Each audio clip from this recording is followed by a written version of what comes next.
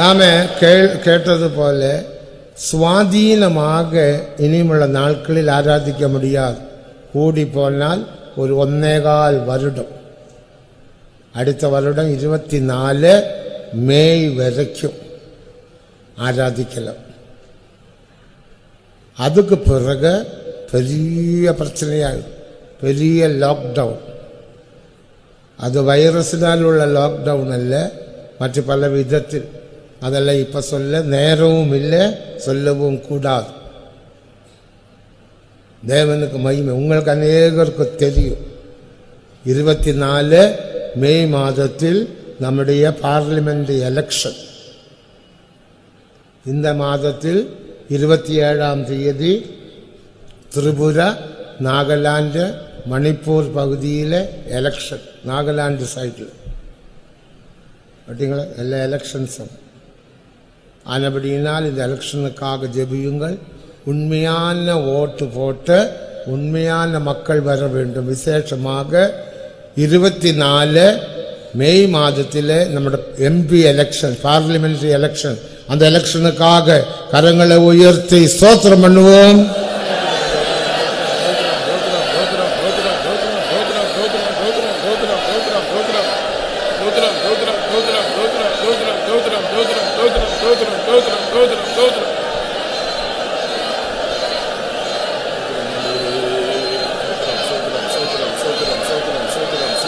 ஆமென். உண்மையான ஒரு அரசாங்கம் வந்தால்தான் நமக்கு ஆவிக்குரிய ஜீவியத்தில் சுவாதீனமாக தேவனை ஆராதித்து முன்னேற முடியும். பலவிதமான தடைகள் வந்தால் பெரிய பிரச்சனை. அப்படி தடைகள் வரும் என்று பலரும் சொல்லுகிறார்கள். தேவனுக்கு மகிமை. அதெல்லாம் இப்போ நான் சொல்ல போனால் நேரம் போய்விடும். உங்களுக்கு யாருக்கும் அது தெரியும். அதுபடினால் ஜெபித்து கொள்ளுங்கள். கர்த்தருடைய வருகை நாள் மட்டும் நம்முடைய தேசமும் சபையும் பாதுகாக்கப்பட வேண்டும். சபையை பிசாசானவன் அழிக்கக்கூடாது, அழிக்க முடியாது. என் சபையை நான் கட்டுவேன், பாதாளத்தின் வாசல்கள் நீங்க சொல்லுங்க மேற்கொள்வதில்லை. அதான் தேவனோட வார்த்தையும் நமது விசுவாசமும். ஆனபடியினால் ஆவிக்குரிய ஜீவியத்தில் எல்லாரும் முன்னேறுங்கள். உங்களோட வீட்டில் குடும்ப ஜபங்கள், 3 மணி நேரம் ஜபம். 4 மணிக்கு எழும்பி தேவனை துதியுங்கள். 4 மணிக்கு ஆண்டவர் உங்களை சந்திக்கும் சமயம். வேத வசனம். அதிகாலையில் என்னை தேடுகிறவன் சொல்லுங்க கண்டடைவான். அதிகாலையில் நான் உன்னை சந்திப்பேன். அதிகாலையில் உன் யுத்தங்களே நான் பொறுப்படுத்தி செய்வேன். அதிகாலையில் உன் வாயினால் நன்மையினால் திருப்தியாக்குவேன். அதிகாலையில் 18 ஆசீர்வாதங்கள் உண்டு. வேதத்தில் நீங்கள் ஆராய்ச்சி செய்து பாருங்கள். நம்முடைய யுத்தங்கள் வியாதிகளை மாற்றுவார். அதிகாலையில் 2க்கும் 3க்கும் இடையில் பெரியொரு போராட்டம் உண்டு. 2க்கும் 3க்கும் இடையில் விசேஷமாக இப்ப சாட்டனிக் சர்ச் உண்டு. சாத்தாண்ட சபை 1ஆம் நூற்றாண்டிலும் இருந்தது, இப்போதும் உண்டு. சாட்டனிக் சர்ச் அவங்க ஆராதித்த ஆவிகளை அனுப்பும். தேவனங்க அப்படிப்பட்டதான ஜனங்கள் நம்முடைய கூட்டத்திலும் வந்து இருந்து யாரு நல்லா ஜெபிக்கிறாங்க, யாரு நல்ல இயேசுவுக்காக ஜீவிக்கிறாங்க, எந்த ஊழியக்காரன், எந்த விசுவாசி சகோதரன் சகோதரி இப்படி நோட் எடுத்துட்டு போவாங்க. போய் அவங்க ஆராதிக்கும் போது அவங்களோட ஆராதனை ராத்திரி 11 மணியிலிருந்து 3 மணி வரைக்கும். ராத்திரி 11 மணியிலிருந்து 3 மணி வரைக்கும். நீங்களெல்லாம் அந்த நேரத்தில் என்ன செய்திருப்பீங்க? 3ஆம் வானத்தில் போயிருப்பீங்க இல்லையா? அவங்க ராத்திரியில் பெரிய பணக்கார். தேவனுக்கு மகிமை. அப்போ லூசிபர் இறங்கி வருவார். அதை எப்படி இறங்கி வருவார்னு எல்லாம் தெரியும். அதை இப்போ சொல்றதில்லை. என்ன வேணும் கேட்பான். அப்போ மதுரை சபையில் இந்த சகோதரி நல்லா பாடுறாங்க. அவரோட தொண்டையை கட்டணும். அந்த விசுவாசி சகோதரன் நல்ல வைராக்கியமாக ஜீவிக்கிறான். அவங்களுக்கு விரோதமாக செய்யணும். சரி, ஆவிகளை கூப்பிடு, அனுப்பு, போ. ஆவிகள் வரும். நீ ராத்திரியில் நல்லா சாப்பிட்டு ப்ரைசிங் பண்ணி தூங்கிட்டு இருப்பீங்க. ராத்திரி 2 மணி ஆகும்போ இந்த ஆவிகள் வந்து உன்னை நெஞ்சிலும் கழுத்திலும் கறி பிடிச்சிடும் இல்லையா? இருமல் வந்தது உண்டா ராத்திரியில்? சொல்லுங்க, சொல்ல மாட்டீங்களா?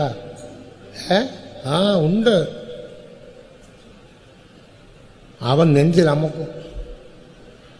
உடனே நீ நல்ல ஆவியில் நிரம்பி, ஓ இது சாத்தான்டா, இயேசுவின் நாமத்தில் சாத்தான் அப்படி அகற்றி பாருங்க, அவன் பறந்து போடுவான், ராக்கெட் மாதிரி போயிடுவான்.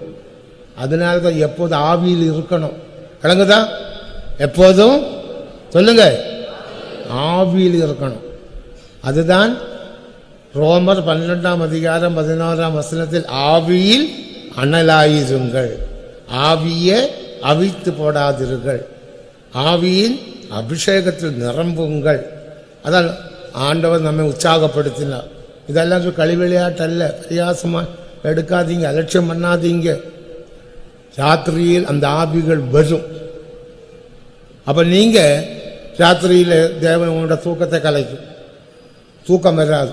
உடனே எழும்பி அதே கட்டில நீ உட்கார்ந்து முழங்கால் படிக்கணும் என்று இல்லை, பட்டாலும் பரவாயில்ல.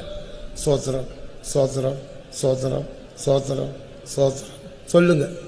அப்ப ஆண்டவர் உனக்கு சில காரியங்களை வெளிப்படுத்துவார். இந்த ஸ்ட்ரீட்டுக்காக சோத்திரம் பண்ண ஒரு ஏவுதல் வரும். தாவே இந்த ஸ்ட்ரீட்டுக்காக சோத்திரம் சோத்திரம் சோத்திரம். காரணம் அந்த ஸ்ட்ரீட்டில் ஒரு விசுவாசி குடும்பத்தை தாக்கும்படிக்க சாத்தான் வந்திருக்கிறான். ஆவிகள் வந்திருக்கு. குடும்பத்துக்கு தெரியாது. உடனே ஆண்டவர் உன்னை எழுப்புவார், உன்னை எழுப்புவார். நீ சோத்திரம் சோத்திரம் சோத்திரம், இந்த ஸ்ட்ரீட்டுக்காக சோத்திரம் சோத்திரம் சோத்திரம். பிதாவே அந்த ஸ்ட்ரீட்டில் தேவ பிள்ளைகளை மற்ற மக்களை பாதுகாக்கணுமே, ஸ்தோத்திரம் ஸ்தோத்திரம் ஸ்தோத்திரம் என்று சொல்லும் போது உனக்கு விஷயம் தெரியாது. நின்ற ஸ்தோத்திரம் அந்த ஸ்ட்ரீட்டில் வெளிச்சமாக மாறிவிடும். என்னவாக மாறிவிடும்? சொல்லுங்க. வெளிச்சத்தை காணும் போது சாத்தான் ஓடிவிடுவான். அப்படி உன்னோட ஸ்தோத்திரத்தினால் 10 ஸ்தோத்திரத்தினால் ராத்திரியில் நீ தியாகம் பண்ணி, உன் தூக்கத்தை தியாகம் பண்ணி, உன் சுகத்தை தியாகம் பண்ணி நீ செய்த 10 ஸ்தோத்திரத்தினால் அந்த குடும்பம் பாதுகாக்கப்பட்டது. உனக்கு மகிமை கூடும். அப்ப தேவன் என்ன சொல்வார்? என்ற ஊழியத்தை இவர் செய்தார், இவனை ஆசீர்வதிப்போம், அவன் கையின் பிரயாசத்தை ஆசீர்வதிப்போம், அவன் பிசினஸை ஆசீர்வதிப்போம், அவன் பிள்ளைகளை ஆசீர்வதிப்போம். திடீர்னு பார்த்தா உனக்கு தெரியாம உன் பிசினஸ்ல வளர்ச்சி உண்டாகும். காரணம் என்ன? நீ தேவனோட ஊழியம் செய்தாய். அதனால ராக்காலங்களில் அதிகமாக தூங்காமல் நீங்க ஸ்தோத்திரம் பண்ணுங்க. சில நேரத்தில் தேவனுடைய விழிப்பு தெரிவார். எழும்புங்க. சும்மா அந்த நேரத்தில் அப்படி இப்படி இப்படி இப்படி இப்படி திரும்பி திரும்பி தலையணை எல்லாம் போட்டு சுருட்டு சுருட்டு சுருட்டி ஒன்றும் படுக்காதீங்க. எழும்புங்க. அதே இடத்துல உட்கார்ந்து ஸ்தோத்திரம் ஸ்தோத்திரம் ஸ்தோத்திரம் ஸ்தோத்திரம். பேசுவே எனக்கு வெளிப்படுத்தும் ஐயா. எதுக்காக என்னை எழுப்பினீர்? பேசும் ஆண்டவரே. அப்ப சொல்லும், நைஜீரியாவுக்காக ஸ்தோத்திரம் பண்ண ஒரே உதல். நைஜீரியா ஆண்டவர். நைஜீரியா எங்க இருக்குதுன்றே நமக்கு தெரியாது.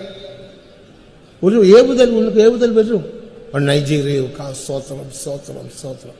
அங்க தேவ ஜனங்களை தேவன் பாதுகாப்பார். இப்ப நைஜீரியாவில் 2 மாசம் வந்து 70 பேரை கழுத்து வெட்டி கொலை செய்தாங்க. போன வாரத்தில் 65 பேரோட கழுத்து வெட்டி கொலை செய்தாங்க. பார்த்தீங்களா? நைஜீரியா நமது ஜனங்கள். ஆனா அப்படி கொலை செய்யப்பட்டவர்கள் நேர பரலோகத்துக்கு போயிட்டாங்க. அப்போ முழு உலகத்தை குறித்து நமக்கு ஒரு பாரம் தேவை. பாரம். அவர் காலங்களில் தேவன் உன்னை எழுப்புவார். நீ அதிக சத்தம் இல்லாம, ஒருவேளை உன்னோட மனைவி இராவிட்ட உன்னோட புருஷன் தூங்கிட்டு இருப்பாங்க. அவங்களோட தூக்கத்தை கலைக்காமல் மெதுவாக சிலப்போ பிள்ளைகள் தூங்கிட்டு இருப்பாங்க. பிள்ளைகளுக்கு பரீட்சை சமயம் ஆகிருக்கலாம். நீ அதிகமாக பெரிய சத்தம் பாட்டு சோத்தம் பண்ணால் பிள்ளைகளுக்கு தூக்கம் கட்டு போய்விடும், படிக்க முடியாமல் ஆகிடும். மெதுவாக ஸ்தோத்திரம் ஸ்தோத்திரம் ஸ்தோத்திரம் ஸ்தோத்திரம் ஸ்தோத்திரம் ஸ்தோத்திரம் ஸ்தோத்திரம் சொல்லி பாருங்க. ஆ ஸ்தோத்திரத்தினால் தேவனுடைய திட்டம் அவர் நிறைவேற்றுவார். அந்த ஸ்தோத்திரம் வெளியே ஏறெடுக்க தேவன் உங்களுக்கு விழிப்பு தரும்போது நான் எழும்புவேன் என்று சொல்லக்கூடியவங்க கரங்களை உயர்த்தி அல்லேலூயா சொல்லுங்கள்.